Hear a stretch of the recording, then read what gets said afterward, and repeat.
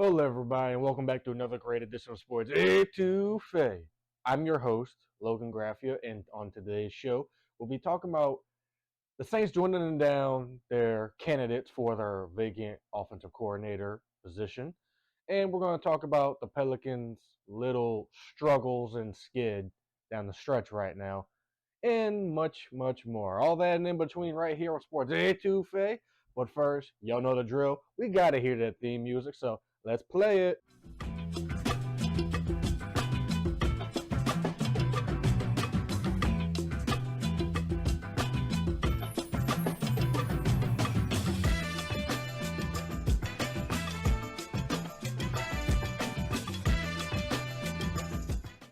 Alrighty, so first up, hot topic at the water cooler, as many hopefully still say. Um, the New Orleans Saints and their vacant offensive coordinator position. The candidates seem to be dwindling down. Man, I can't talk today, you guys. And many of their choices that they've interviewed have taken other jobs. Zach Robinson has gone to Atlanta following his colleague Raheem Morris to Atlanta. Zach Robinson's now going to be the offensive coordinator for the Atlanta Falcons.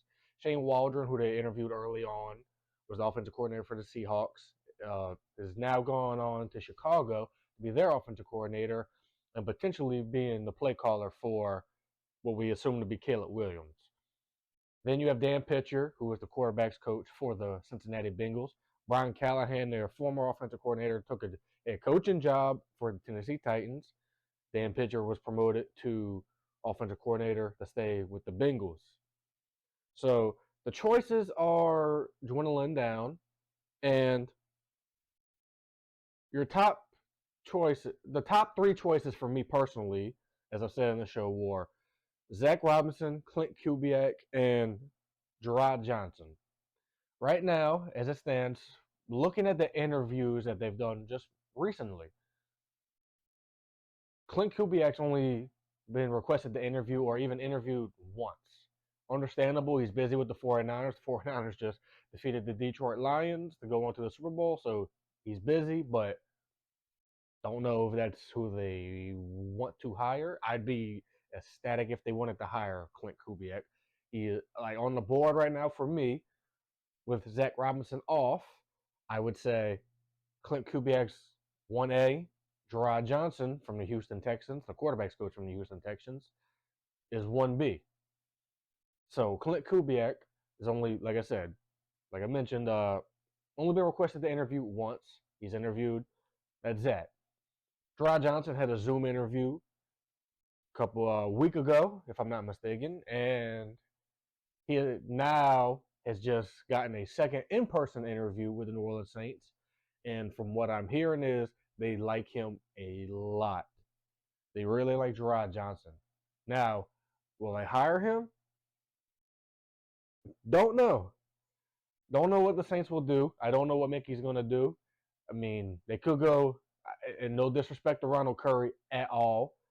I mean, I have such respect for Ronald Curry. I mean, I've always known about how much of a great athlete he was when I was growing up. And when he played for the Raiders as a receiver, and then North Carolina days being that dual threat quarterback just before his time. And I mean, being a basketball player at that, I mean, I know about Ronald Kerr. I mean, I know how much of a dog that he is.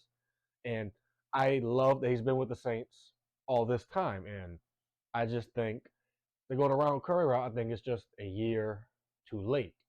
I think he will ultimately have too much on his shoulders with a sinking ship of a head coach that is Dennis Allen, in my honest opinion.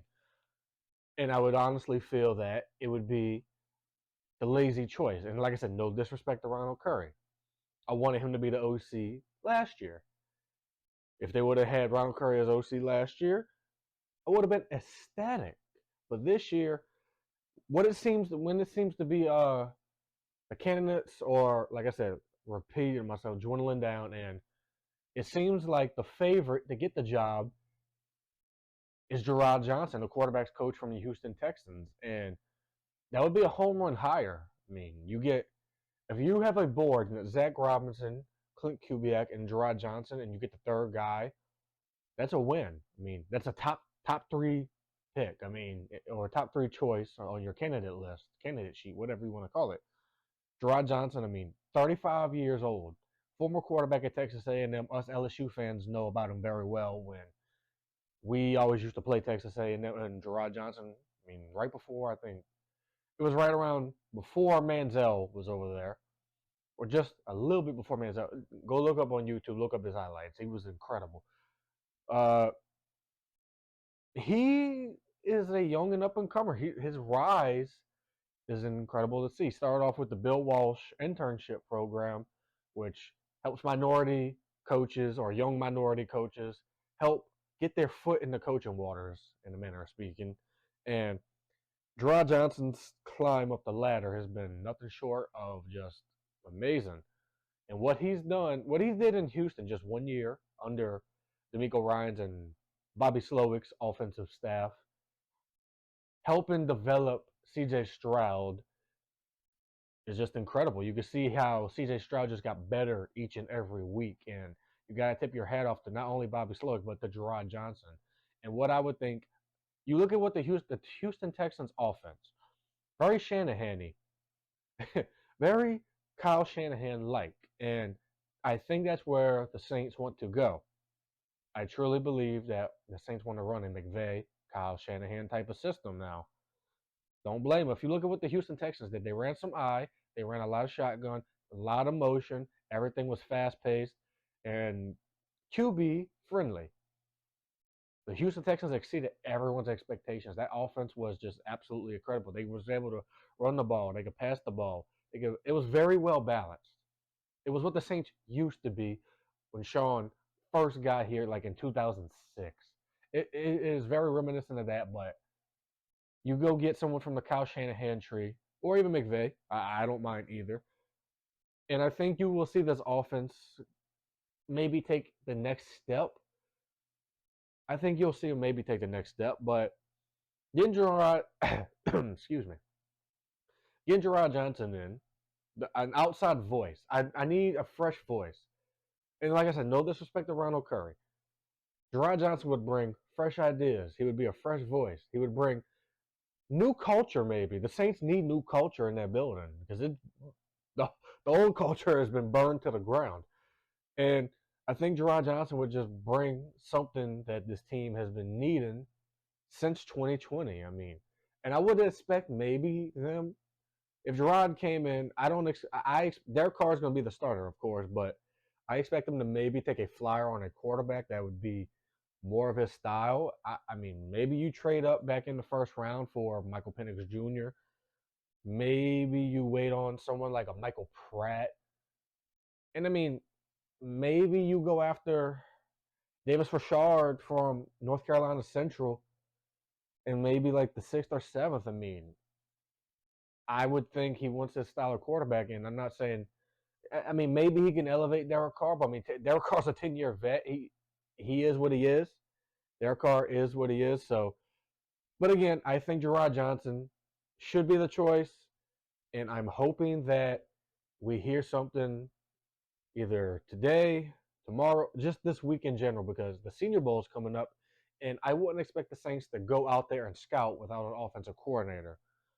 So hopefully Jerrod Johnson or whoever the offensive coordinator is, and I want to be on record saying, I hope it's not Mike Sullivan. I hope it's not John Gruden, and no disrespect to Ronald Curry, but I really don't want it to be Ronald Curry, and I would wish him all the best should he leave to go take another job if it's an offensive coordinator. Maybe in Detroit when Ben Johnson goes to the Commanders.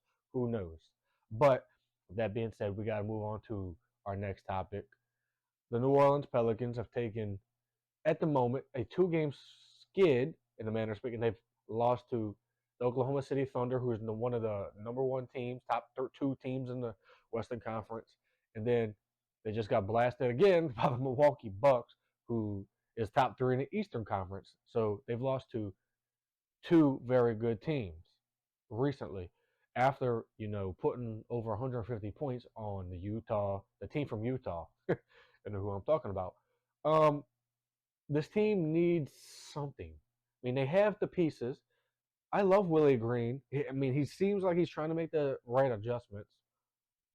And you're hearing that they want to add another big man, a center.